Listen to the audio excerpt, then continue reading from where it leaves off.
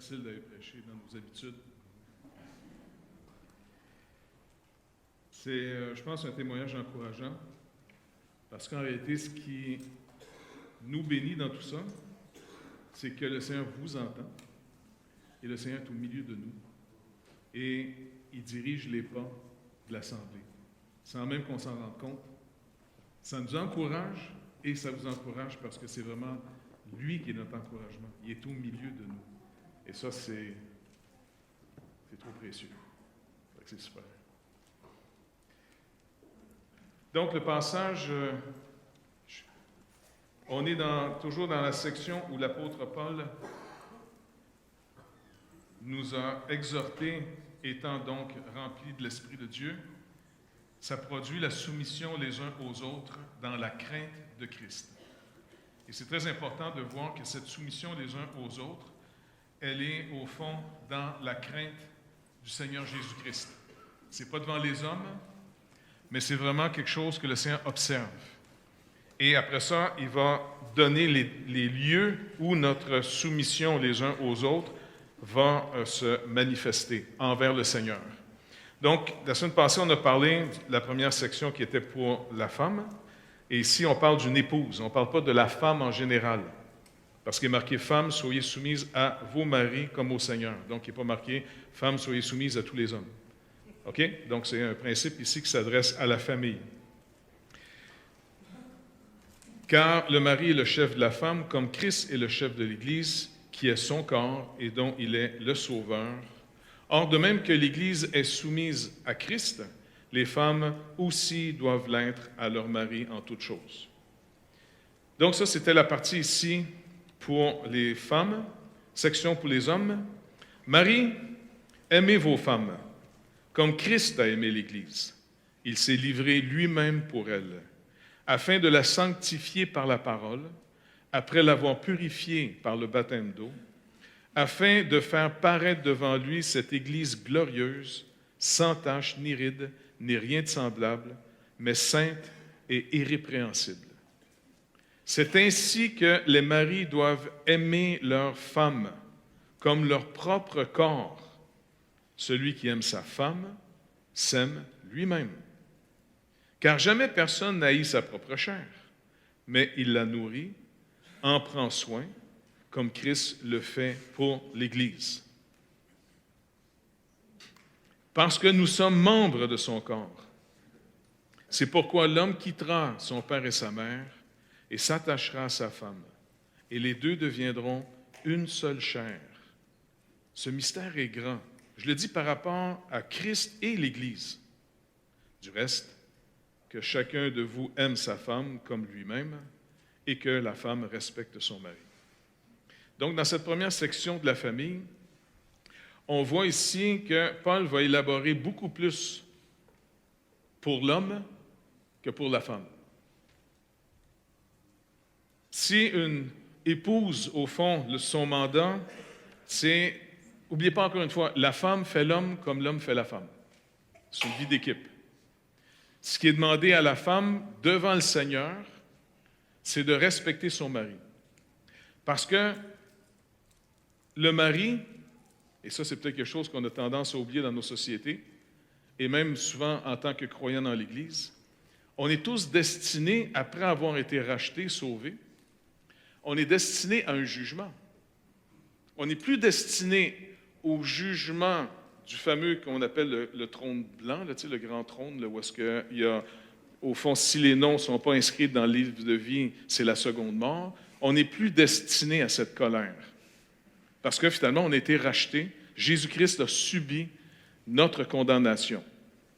Mais l'apôtre Paul nous rappelle que, des fois, on a tellement insisté, puis peut-être avec raison dans certaines époques, on a tellement insisté sur l'œuvre accomplie pour notre salut, pour notre pardon, pour notre justification, qu'on a oublié qu'on a été sauvé, pas juste qu'on est sauvé, point final, et que ça va se passer quand on va être dans la présence de Dieu, mais qu'on est sauvé en vue d'une vocation, d'une nouvelle vie. C'est pour ça que c'est appelé la nouvelle naissance. Le trésor d'un être humain, c'est son activité. Donc, on est sauvé pour une vocation. Et c'est pour ça qu'on est destiné, après avoir été sauvé, après que Jésus-Christ ait payé la dette, et on n'est plus donc destiné au jugement, finalement, de la justice de Dieu, mais on est destiné maintenant à voir comment, dans la reconnaissance, comment finalement on va vivre maintenant cette nouvelle sorte de vie qui nous est donnée. Est-ce qu'on va atteindre le but ou non? Parce qu'n'oubliez pas, l'apôtre Paul, quand il écrit aux Corinthiens, qui était une église de gens qu'il qualifie d'immatures. C'est quand même intéressant parce que c'est une église que l'apôtre Paul a lui-même, par la grâce de Dieu, fondée. Il a passé 1 an et demi à les enseigner. Donc, il n'y avait pas n'importe qui comme pasteur. Tu as l'apôtre Paul comme pasteur pendant 1 an et demi de temps, il me semble que c'est pas pire quand même, non? Mais cet apôtre, après avoir donné un enseignement hors du commun, et cette Église, en plus, était investie par le Saint-Esprit de beaucoup de dons spirituels. Donc, ils avaient énormément de connaissances, et en plus, une manifestation de la présence de Dieu par les dons spirituels hors pair. Et pourtant, l'apôtre Paul leur dit, vous êtes, je n'ai pas pu m'adresser à vous comme des gens matures, mais comme des gens charnels, comme des enfants en Christ. Maintenant, un enfant, c'est un dépendant de ses parents. OK, il y a un temps normal d'être un enfant. Je veux dire, mais l'apôtre Paul dit aux Corinthiens que c'était plus normal pour eux d'être encore au stage enfant dans la foi. Puis, si vous remarquez, ça n'a rien à voir, la maturité, à l'information biblique que tu as, parce que lui-même, il dit, en connaissance, ils sont hors pair. En dons spirituels, ils sont hors du commun. Fait que si certaines églises, quelquefois, se mesurent dans leur maturité par rapport à l'instruction biblique, ou d'autres églises vont se mesurer dans leur spiritualité par rapport au nombre de dons et de charismes qu'ils ont, en pensant que ça, c'est la maturité, l'apôtre Paul va dire non, ce n'est pas du tout la maturité. La maturité se mesure d'abord à notre reconnaissance qu'on a, conscient, extrêmement conscient de quoi il nous a sauvés. Et deuxièmement, dans un esprit de reconnaissance, on manifeste un amour les uns pour les autres qui est à l'origine de tout le comportement du croyant, envers Dieu comme envers le prochain, commençant d'abord même avec l'Église. Donc, c'est dans leur amour qu'ils manifestent qu'ils sont dans une immaturité dangereuse. La preuve, ils sont pleins de sectes au milieu de eux. Un est de Paul, l'autre, ils se disent « moi je suis de Pierre, moi je suis... » Tu sais, c'est des gens qui se catégorisent par type d'enseignement plutôt que de comprendre finalement que ces gens-là sont donnés pour le peuple de Dieu en vue de l'édification de ce peuple. Maintenant, une autre forme d'immaturité, c'est que cette liberté était mal gérée. N'oubliez pas, en Christ, on a reçu une liberté incroyable. L'apôtre Pierre lui-même va nous exhorter de ne pas faire de cette liberté un voile pour couvrir notre méchanceté. Parce que beaucoup de gens, au nom, tu sais, des fois, tu entends des chrétiens dire « moi, je ne suis plus sous la loi ». Puis des fois, c'est intéressant parce que on dirait que tout le monde aime ça, exposer sa vie sur Facebook. Je ne comprends pas, ce trip-là. Pas vrai? Tu sais, tout le monde exprime leurs opinions sur la place publique, gros comme une maison. Mais est-ce que vous réalisez que vous êtes en train de vous mettre tout nu devant tout le monde? Tu sais, vous êtes en train, finalement, vous pensez que vous donnez des grandes vérités foudroyantes parce que vous donnez vos opinions. Mais n'oubliez pas, toutes les fois que vous parlez, vous vous dévoilez. Je vois souvent passer des gens qui n'aiment pas donner des offrandes à leur église. Grosse discussion, ça a dîme. C'est quand même intéressant de voir les gratteux, comment ils se défendent pas pire. C'est vrai que vous n'avez plus besoin de donner 10 %. Vous pouvez donner 90 si vous voulez. Vous êtes plus limité, vous êtes libre. Et quand tu vois tous les gratteux en train de préserver leurs droits, leur liberté, leur cash, leur temps, et puis il y en a qui sont dans la nouvelle mode, je n'ai pas besoin d'assister à une église locale. Ils font partie de l'église invisible, universelle. Mais quand ils ont besoin de cash, Ils font le tour des églises visibles. Mais comme un auteur avait déjà dit une fois, il y avait un gars qui faisait le tour des églises pour ramasser du cash pour sa mission, entre guillemets. Et puis, il arrive au pasteur, il dit « Oui, oui. » Puis là, il dit « En passant, vous êtes de quelle église? Tu sais, parce que normalement, c'est un projet, ton église locale devrait te supporter. Tu sais. Non, non, non, moi, je suis de l'église invisible. » Ah, d'accord, d'accord. Tu sais, il y a des pasteurs qui sont intelligents, ça existe. Peut-être pas ici, certains vont dire, mais quand même. Et il dit, OK, d'accord. Alors, il fait ça, il dit, j'aimerais donner pour votre mission. Il dit quoi? Non, c'est de l'argent invisible. Soyons conséquents. Ça va? Alors, finalement, la maturité se mesure les 2 pieds sur terre. Et c'est pour ça que pour choisir parmi les gens qui aspirent à la tâche d'ancien, on doit choisir des gens qui sont matures, doctrinalement. Et surtout, Paul va dire, maintenant, va voir dans leur vraie vie cachée à la maison comment ils vivent. Est-ce que celui qui aspire à être un ancien, d'abord, est quelqu'un qui donne chez lui en partant une vision? Est-ce qu'il inspire la confiance? Est-ce que finalement, il y a un bon témoignage des gens du dehors? Va voir qu'est-ce qu'il produit comme individu dans la vraie vie. Et donc, c'est pour ça que déjà dans un couple, on peut voir finalement, s'il est demandé à la femme d'être soumise, de respecter son mari, de l'honorer, vous savez, c'est quand même gros ça, qu'une femme honore son mari. Mais honorer quelqu'un, c'est de voir que cette personne-là inspire.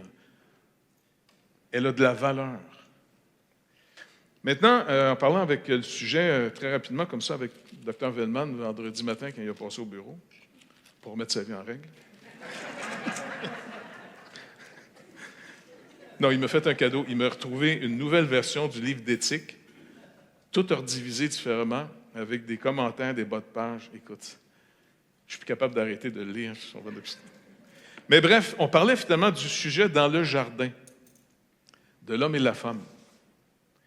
Et c'était vraiment intéressant ce qu'il m'a souligné, un point intéressant. Il dit d'abord, il dit au chapitre 3, on se rappelle finalement que le malin va venir sous la forme d'un reptile. OK?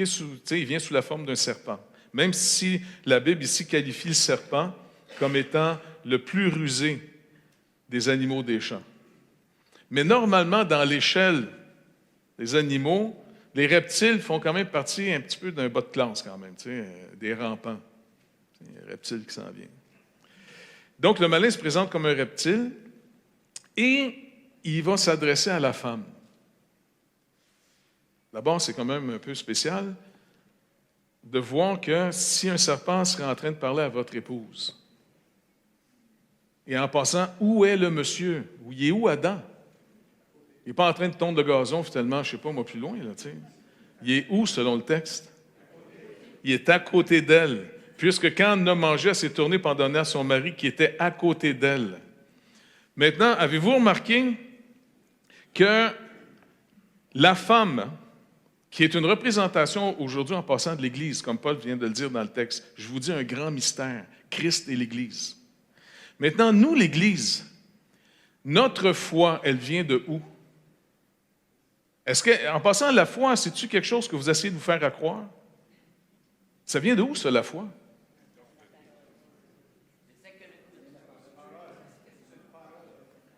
OK, c'est une parole qu'on reçoit, mais la parole... Les meilleurs textes de Romains 10, verset 17, disent « La foi vient de ce que j'entends vient de la parole de Christ. » C'est spécifiquement de Christ, plus que de Dieu, de Christ. Parce que finalement, Paul dit, est-ce que vous réalisez ce grand mystère que l'Église vit aujourd'hui? À nouveau, nous recevons la parole de Dieu de manière médiate. Tandis que Christ la reçoit de son Père de manière immédiate. Comprenez l'expression médiate, immédiate?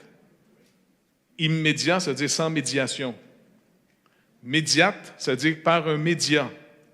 Notre foi, ce que nous croyons, comment nous approchons Dieu sur la parole de Jésus-Christ, qui reçoit de son Père ce que nous devons croire. Et c'est pour ça que Jésus dit, le seul chemin pour aller à Dieu, c'est lui. Personne ne peut aller au Père directement. Personne ne va à Dieu directement. Dieu s'est fait homme. Il nous a donné son Fils. Et Jésus-Christ, homme, est devenu le seul et unique intermédiaire entre Dieu et les êtres humains. Et c'est pour ça que Jésus dit toujours de prier en son nom, d'aller au Père en son nom. Jean, l'apôtre Jean, quand il écrit l'Apocalypse, un autre livre éventuellement qu'on pourrait étudier, là, que ça serait pour vous troubler, avez-vous remarqué que c'est une révélation que Dieu donne à Jésus-Christ? Ce n'est pas une révélation que Dieu donne directement à l'Église. C'est une révélation que Dieu donne à Jésus-Christ qu'il communique à Jean, son serviteur, par un ange. Donc, dans le jardin, la femme, si le malin qui est stratégique veut vraiment être capable de gagner ce match, il va prendre l'élément le plus vulnérable, la femme. Car la femme doit faire confiance à son mari que c'est la parole de Dieu qui est de ne pas manger de l'arbre de la connaissance du bien et du mal. Elle, personnellement, dans le texte, il ne nous est jamais dit qu'elle a entendu Dieu dire ce commandement à propos de l'arbre. Vous me suivez? Donc, la femme, lorsqu'elle était, après que l'homme a reçu cet ordre de l'arbre, après que Adam reçoit finalement le mandat même de nommer tous les animaux et il constate que dans tout le règne animal que Dieu a créé, rien ne lui est correspondant, il n'y a aucun Ezer Kenegdo, il n'y a aucune force, aucun secours qui est son équivalent dans tout le règne animal. C'est alors que Dieu fait tomber un profond sommeil sur l'homme et qui va faire la femme d'une côte qu'il tire de son côté, qui est une image absolument incroyable. Quand Paul dit « ce mystère est grand », le couple représente plus que juste deux personnes qui s'aiment. C'est une vocation d'être un couple. C'est pour ça qu'on ne peut pas vivre, nous les chrétiens, n'importe comment nos vies de couple. Et cette image nous annonce déjà Christ et l'Église. Celui à qui Dieu le Père a remis toute autorité, c'est pour nous aujourd'hui Jésus-Christ. Et quand le Seigneur s'est incarné, contrairement aux théologies nouvelles, parce qu'aujourd'hui, l'apostasie est même dans nos facultés. Pas chez nous, parce que le Dr. Vellman, il veille au grain. Il veille solide, tant mieux, hein? Il essaye. Mais moi, je suis en arrière avec un bat et un clou rouillé en arrière, pour être sûr. Et puis, il y a ce qu'on appelle maintenant la théologie féministe. Et un jour, j'ai été surpris, c'était dans les années, je pense, 90, je me rappelle plus, c'était dans l'émission Ligne Directe. Et puis, je devais inviter quelqu'un pour l'interviewer, il ne pouvait pas venir, et il a demandé à son ami, qui était, je pense, de l'Église anglicane, de venir finalement à sa place. Bon, d'accord. Et c'était une émission que je faisais en direct. Le plaisir du direct. Et là, on commence, je ne connaissais pas le monsieur, et il a commencé finalement à mettre sa théologie en disant, entre autres, que Dieu n'a pas de genre masculin ou féminin. Bon, jusqu'à là, pas de problème, tu sais. Car Dieu est aussi une mère qu'un père. Bon. Et puis là, tu sais, je me dis, attends, il s'en va où, là, tu sais? Et puis là, il a commencé à dire, au fond, on devrait même considérer Dieu beaucoup plus comme une mère. Bon, je dis, attendez, tu sais. Ah non, parce qu'il dit, nous, les hommes, on a tellement fait de tort aux femmes que, honnêtement, on devrait même mettre dans nos bibles, Dieu, la mère. Ouais, là, je suis en direct, moi, là. Ça va. Je dis, écoutez, je ne suis pas sûr. Je dis, regardez. Non, mais il dit, regardez, le mot père. Le monsieur dit, le mot père, ça fait tellement tort au travers de l'histoire. Je dis, écoute, moi, tant pis pour le père, là, mais je dis, regarde, on va rester avec le père. Si Dieu a mis père dans la Bible, ça va rester père. Même s'il y a eu plein d'épais pères, ben c'est pas grave, tant pis pour Dieu. S'il a choisi d'être un père, c'est un père. On reste avec un père. Non, c'était vraiment là. Dieu a décidé de se manifester quand il nous parle. Quand vous lisez vos Bibles, là, il se manifeste au genre masculin. Et après ça, il s'en allait quasiment, puis là, je l'ai pogné sur le fly avant qu'il aille plus loin, tu sais. Il a donné quoi? Sa fille? Là, je le voyais s'en venir dans cette direction-là. Je dis, hop, là, il a donné son fils. On arrête là, c'est un fils. C'était le fils, c'est le fils. Tu sais, je me dis aussi qu'il s'en va avec son ski, je veux dire, parce que là, on fait du ski avec un instant, il paraît, il y a des choses. Là. Mais malgré les fautes, on ne bâtit pas finalement notre théologie, on ne bâtit pas notre foi, on ne bâtit pas notre vie sur le contraire des fautes. On bâtit notre vie sur la vérité. Et Jésus a dit, ta parole est la vérité. Et le Seigneur a manifesté clairement, et je sais que c'est au désespoir de beaucoup de gens aujourd'hui, à cause de toutes les fautes du passé que le côté masculin a peut-être causé, ça ne change pas qu'il ne faut pas perdre de vue la distinction des genres. Parce qu'aujourd'hui, on s'en va dans une apostasie grave. Et en tant que croyants, nous, on n'a pas le droit d'aller dans cette direction. Si la société se donne ce droit, c'est leurs affaires. Mais nous, en tant que croyants, quiconque se déclare croyant en Jésus-Christ, rappelez-vous, personne ne peut dire Jésus-Christ est Seigneur si ce n'est par le Saint-Esprit. Alors, si vous êtes vraiment né de nouveau, vous avez donc vraiment l'Esprit de Dieu et le ministère du Saint-Esprit, c'est de vous révéler que Jésus-Christ est le Seigneur. Et c'est pour ça qu'au travers de toute la chrétienté, vous entendez sans arrêt dire Jésus-Christ est le roi des rois et le Seigneur des seigneurs. C'est lui le législateur. C'est lui qui déclare ce qui doit être. Et donc, pour l'Église, pour le croyant, il est le Adam, qui reçoit la parole de Dieu, et la foi vient de ce que j'entends vient de la parole de Christ. Maintenant, regardez comment Adam a mal joué son rôle. Le serpent parle à la femme. Il l'amène sur un terrain extrêmement dangereux. La femme répondit au serpent lorsque le serpent lui a dit « Dieu a-t-il réellement dit ?» Toujours de remettre en question ce que la Bible dit. Toujours remettre en question la parole de Dieu. C'est comme ça que le malin vous aborde. Attends, Dieu a-tu vraiment dit ça? Dieu a-tu vraiment dit qu'il est un père? Dieu a-t-il vraiment dit qu'il a envoyé son fils? Dieu a-t-il vraiment dit que la femme doit être soumise à son mari? Vous ne mangez pas de tous les arbres du jardin? La femme répondit au serpent, nous mangeons du fruit des arbres du jardin. Mais quant au fruit de l'arbre qui est au milieu du jardin, Dieu a dit, vous n'en mangerez point, vous n'y toucherez point de peur que vous ne mouriez. Si vous regardez le texte ici, déjà on voit une petite faiblesse. Dieu avait dit, tu n'en mangeras pas. Point. Et ce n'est pas de peur que tu meurs. Dieu a dit clairement, de mort tu mourras. Ou traduit d'une manière plus comme à la grecque, certainement tu mourras. Il n'y a aucun doute. Mais elle donne ici un petit doute, de peur que tu ne meurs. Et donc déjà, il y a une faiblesse chez la femme. Parce qu'oubliez pas, elle a la parole de manière médiatique. Maintenant, celui qui reçoit la parole de manière immédiate, sans médiation, est à côté d'elle. Et qu'est-ce qu'il fait? Le typique de la rébellion des hommes. Il ne parle pas. Il ne parle pas. C'est un peu, tu sais, comme le père classique, que l'enfant vient poser une question, et qu'est-ce qu'il souvent il répond?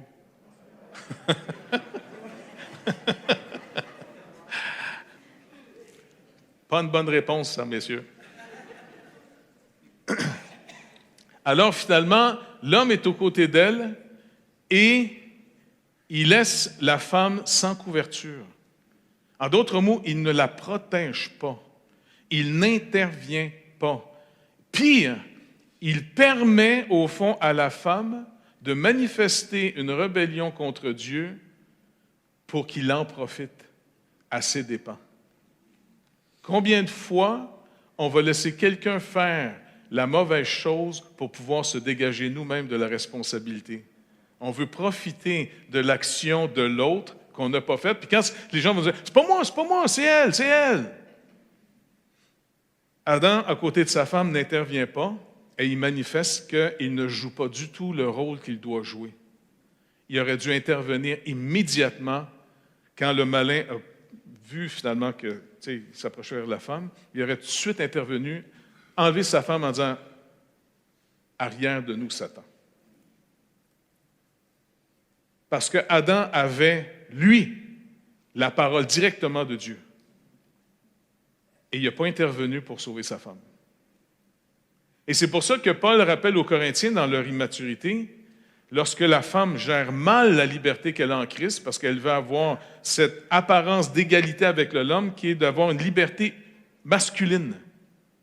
Comme quand les Juifs sont sortis d'Égypte, ils ont voulu avoir leur égalité comme celle de Pharaon. Et c'est pour ça que les Juifs dans le désert qui sont sortis d'Égypte étaient incapables de tolérer la hiérarchie que Dieu avait établie avec Moïse et Aaron. C'est une rébellion continuelle qui se faisait contre Moïse et Aaron, qui avait été établie par Dieu. Délégation d'autorité. Et là, ici, finalement, l'homme n'intervient pas et il va même, finalement, profiter. Donc, Paul dit aux Corinthiens, rappelez-vous, c'est la femme qui, séduite, a mangé de l'arbre. Et l'homme n'a pas été séduit. Pour l'homme, ça a été une transgression. La femme, c'est une séduction. L'homme, c'est une transgression. Parce que l'homme était totalement responsable, il n'y avait aucune excuse. Donc, pour nous aujourd'hui, quand une église se meurt, les hommes disparaissent d'abord. Les premiers à abandonner le bateau, habituellement, c'est les hommes. C'est typique de l'homme de ne pas prendre ses responsabilités. Et malheureusement, ouvrant le chemin, donne à la femme de vivre sa propre rébellion. Dans son insécurité, elle prend le contrôle d'une chaise vide. Combien de fois l'homme a négligé, puis encore on le voit aujourd'hui dans notre société, combien de fois les hommes ont négligé l'instruction, même l'instruction scolaire. De plus en plus de femmes aujourd'hui dans notre société ont une connaissance, une instruction académique supérieure aux hommes. C'est un moyen défi, ça, après ça, pour une femme de trouver un mari. N'oubliez pas, un roi, quand il marie une femme, il en fait une reine. Une reine, quand elle marie un homme, elle n'en fait qu'un prince.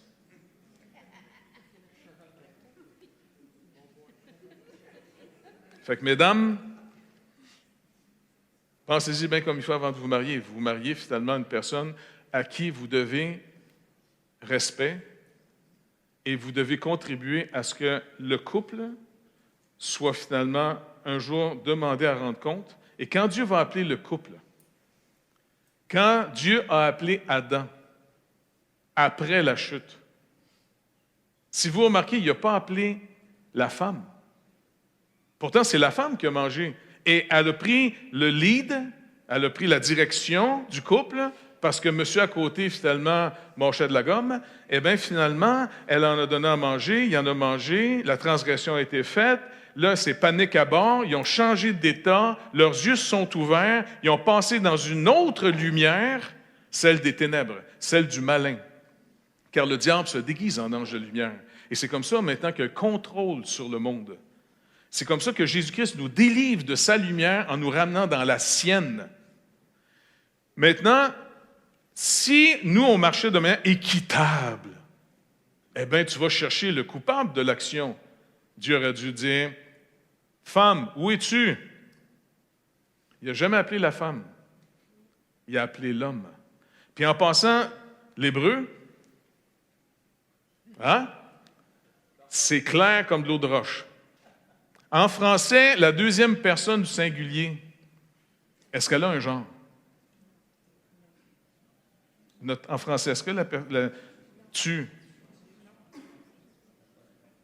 je, tu, personne, on n'a pas le droit de tuer personne, mais je et tu, ça n'a pas de genre. Hein? Là, c'est la troisième personne qui a un genre, il et elle. En hébreu, il y a un genre à la deuxième personne. Ata, at.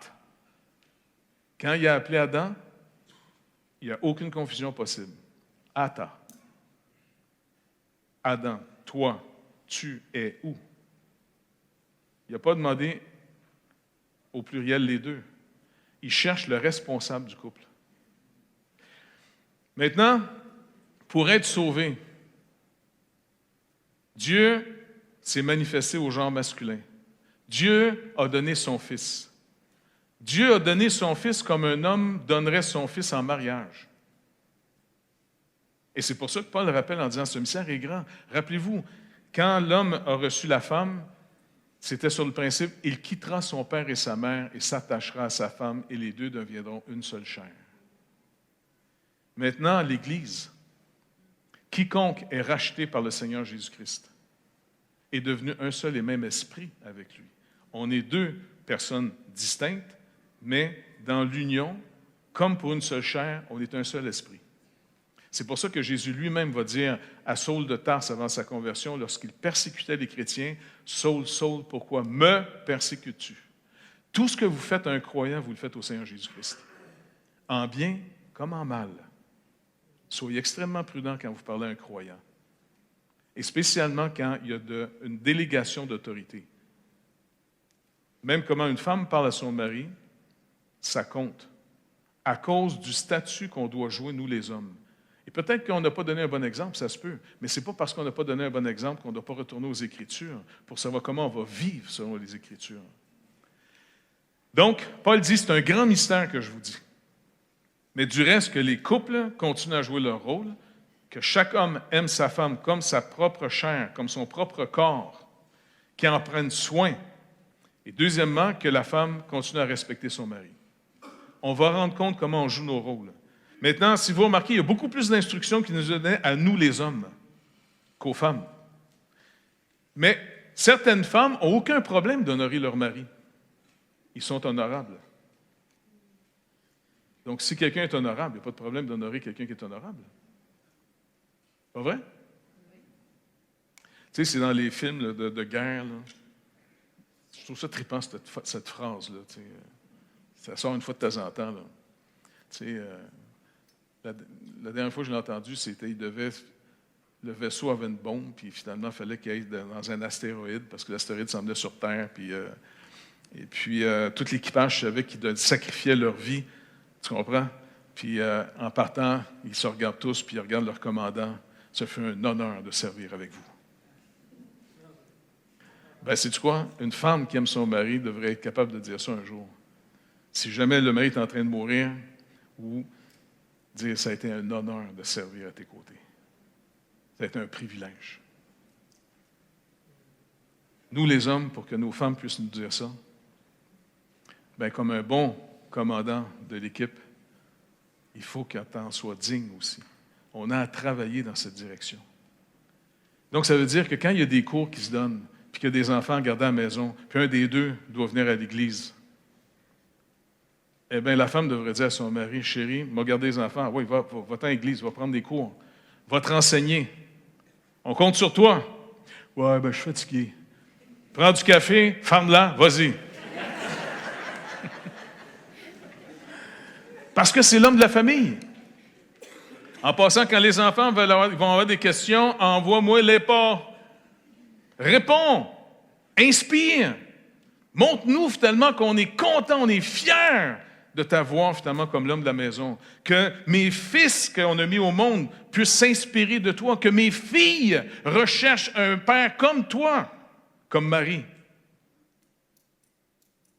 On a un rôle énorme. Si les hommes prennent au sérieux leur repentance devant Dieu, si les hommes prennent très au sérieux leur rôle devant Dieu, pas en menaçant, notre modèle, c'est Jésus-Christ.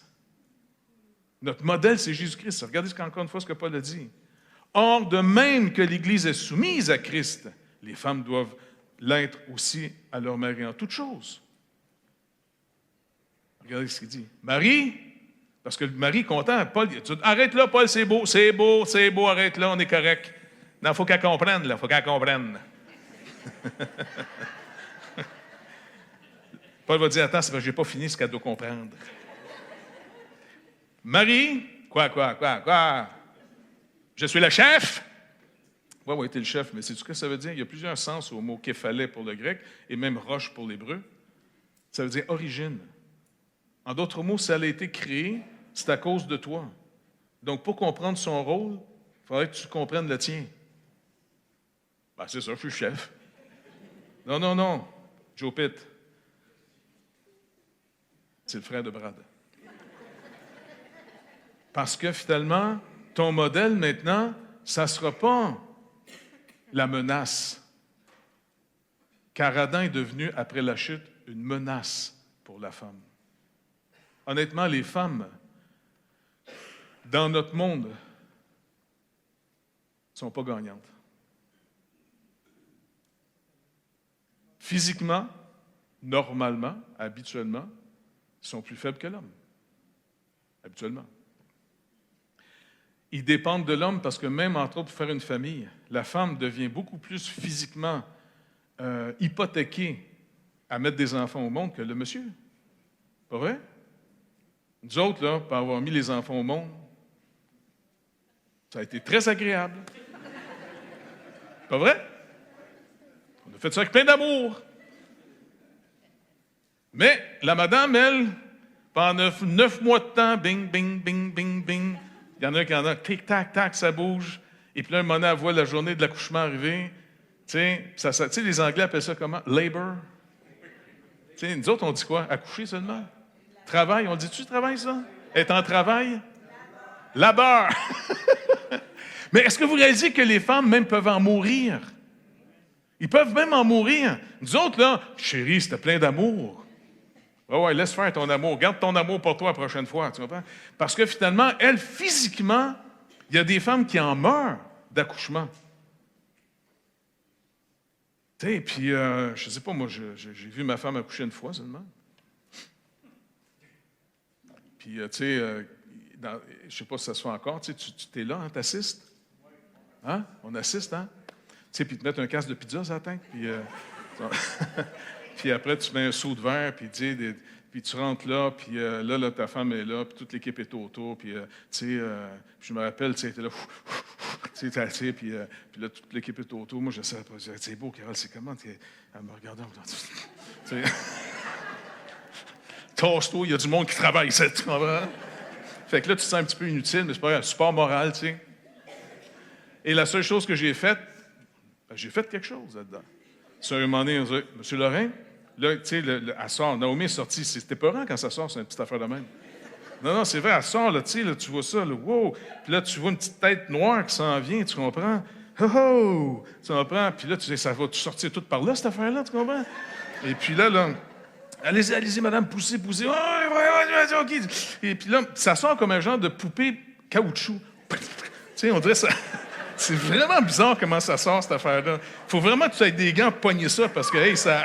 tu sais, clic, oh! Puis là, ils sont là, tu sais. Puis là, je vois ça, cette petite affaire-là, encore connectée à la madame, là, tu sais. Et puis là, ils sont là. Oui, Monsieur Lorrain, oui. Tu comprends? Puis il y a plein de crème, de sang, un peu de tout, tu sais. Ils n'arrivent pas beau. Tu sais? Et fait que là, il me donne une paire de ciseaux. Oh! Voulez-vous couper? Ben, allez-y. Ah, OK. Là, on dirait que la salive change de texture. Puis là, je pogne les ciseaux, puis ça fait crunch, là. Ça fait vraiment un drôle de petit bruit, pas le fun. Un mauvais feeling, tu vois? Et puis là, ils sont là, bravo, c'est beau, tu sais. Puis là, ils l'enveloppent, puis là, ils me la mettent dans les bras, tu sais. Pendant ce temps-là, ils finissent de sortir. Il paraît qu'il y a d'autres choses à sortir, là, qui, tu sais... Et puis, il paraît qu'il y en a qui font un steak avec ça, mais non, c'est correct. Ça fait rien. Ça pour dire que ils mettent la petite dans mes bras, tu sais, je suis là, OK, tu sais, elle était toute petite de rien, tu sais. Bon, ben bonjour, je suis ton père. On va avoir le temps de se connaître. Tu vois, puis là, ça fait vraiment bizarre, tu sais, mais elle a travaillé. Pas à peu près. Tu vois? Donc, le Seigneur dit, regarde, tu vas t'occuper d'elle.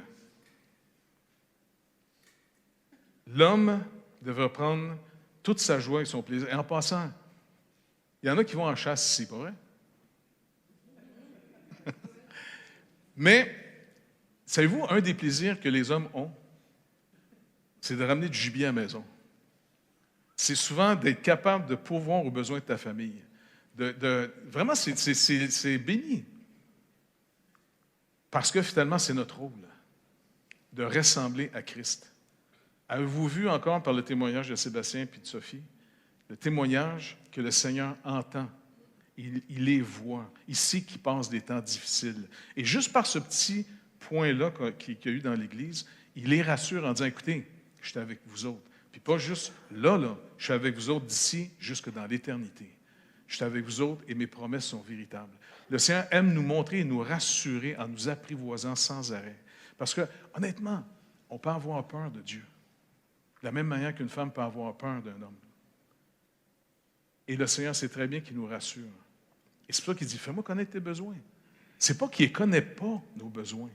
C'est qu'il veut que dans cette relation qu'on a avec lui, en faisant connaître nos besoins, quand il dit, car moi-même, je prends soin de toi. Et quand on le fait, on développe cette vie avec le Seigneur, d'abord, on dépend de moins en moins des autres, fait qu'on est de moins en moins blessé quand on n'est pas à la hauteur, tu sais, et on est de plus en plus rassuré par le Seigneur Jésus-Christ. Et il veut qu'on soit comme lui. Le couple chrétien. Tu sais, quand des gens viennent me voir puis ils ont des difficultés, puis ils disent, écoute, est-ce que tu veux pas qu'on se divorce simplement parce que tu es contre le divorce? Non, c'est pas que je suis contre le divorce ou pour le divorce. Je suis pour qu'un couple manifeste ce que Jésus-Christ est avec son Église. Que les deux, on retrouve nos rôles à jouer. Parce que c'est bien beau d'annoncer l'Évangile, mais les gens vont nous regarder vivre l'Évangile. Est-ce qu'on le croit? Est-ce qu'on croit à la parole de Dieu? Est-ce qu'on croit qu'on est un homme et qu'on est une femme et qu'on a des rôles à jouer pour rendre clairement que Jésus-Christ est notre Seigneur? Ce n'est pas nous qui décidons comment on va jouer la joute. C'est lui, le Seigneur. C'est lui. On est à son image. C'est pour ça que Paul dit, ce mystère est grand, je vous le dis, par rapport à Christ et l'Église. Du reste, que chaque homme aime sa femme comme son propre corps et que chaque femme respecte son mari. C'est tellement important, les rôles qu'on a à jouer. L'autorité dans le royaume de Dieu est une délégation. Et il faut apprivoiser les gens et d'en être digne après. Amen? Fait que Seigneur, d'abord, on peut te demander dans ce domaine-là, parce que c'est peut-être le domaine le plus proche de nos vraies vies. Peut-être beaucoup d'entre nous, on pourrait te demander pardon. Puis comme on l'a chanté plus tôt, efface nos transgressions, efface nos iniquités. Seigneur Dieu, donne-nous de se nourrir de toi. Comme tu l'as dit, ma chair est une nourriture, mon sang est un breuvage. Seigneur Jésus, tu nous as manifesté un amour, car ton Père a tellement aimé le monde qu'il t'a donné. Il t'a donné comme un père donne son fils en mariage, mais pour nous épouser, pour nous sauver, pour nous avoir avec toi, Seigneur Jésus. Tu as dû donner ta vie pour nous. C'était la rançon. Et Seigneur, comme Adam dans le jardin, tu as dû mourir, tomber dans un profond sommeil. Et quand tu es tombé dans cette mort, dans ce profond sommeil, un centurion romain a pris sa lance pour te percer le côté pour vérifier si tu étais mort. De la même manière que le Père, le Dieu créateur du ciel et de la terre, avait pris une côte d'Adam pour faire la femme. Et Seigneur Dieu, ton côté a été percé. Ce côté percé où l'eau et le sang ont coulé. Le sang qui nous pardonne, l'eau qui nous lave, qui fait de nous cette épouse parfaite devant toi par ton œuvre à toi, Seigneur Jésus. On voudrait que nos familles, Seigneur Jésus, puissent t'honorer. Que nous, l'Église, en tant que ton épouse, on puisse te respecter, t'honorer dans ce que tu demandes, dans ce que tu dis. Et Seigneur Dieu, en tant qu'homme, ce matin, on te demande de nous remplir de ton esprit, de cette attitude qui est la tienne, de cet amour, pas simplement de désir, mais un amour d'édifier, de rassurer, de manifester notre loyauté et notre fidélité. Seigneur Jésus, qu'on puisse être comme toi en tant qu'homme, afin que les épouses puissent répondre. Comme nous, on répond à ta fidélité, Seigneur. Nous, on répond à ta générosité, on répond à ta bonté à notre égard. Seigneur, s'il vous plaît, bénis nos foyers.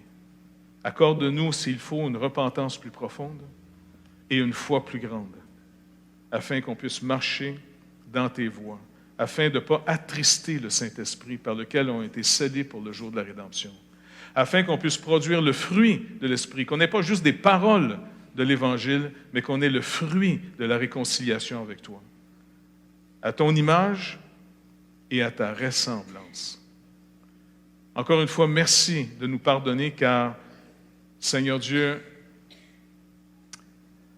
les exigences sont très élevées. Mais tu es avec nous.